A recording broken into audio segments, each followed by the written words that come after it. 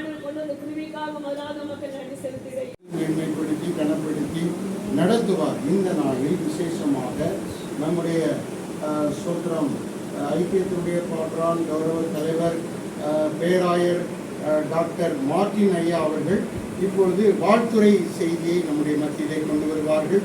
எல்லாரும் கரங்களை தட்டி ஐயா அவர்கள் எல்லாவற்றில் அவர்கள் வாழ்ந்து சுகமாயிருக்கும்படிக்கு நாங்கள் பிதா குமார் பரிசுத்த ஆவியின் நாமத்தினாலே நாங்கள் ஆசீர்வதிக்கிற ராஜா.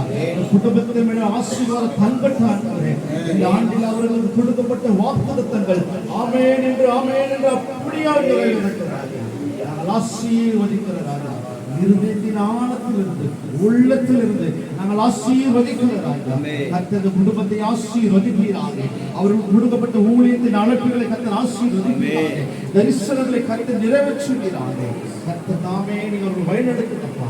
அது வந்திருந்த ஒவ்வொரு ஊழியக்காரர்களை கர்த்தர் ஒப்பு கொடுக்கிறோம். ஆசீர்வதிப்பீராக. வயதிற்காக நாங்கள் கொடான கொடி நாங்கள் சொல்லுவேன். இயேசுவின் நாமத்தினால் வேண்டுகிற நல்ல பிதாவே. ஆமென். ஆமென்.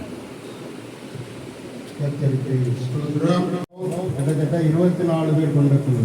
ஐயாவுக்கு சொன்ன 24 பேர் நம்ம சேர்ந்து ஜெபிக்கலாம் தான் நம்ம முடியும். ஜெபிக்கலாம் என்று சொல்லி நாம் இந்த கூட்டத்தை ஏற்பாடு செய்தோம். அதில் இன்றைக்கு ரொம்ப ஒரு ஆச்சரியமான ஒரு காரியம். நம்முடைய இந்த 26ஆம் தேதி நம்ம குடியரசு நாள். இதில் எப்படி நம்ம வர முடியும் அப்படின்னு சில யோசனைகள் தான் இருந்துச்சு. ஆனாலும் பாண்டி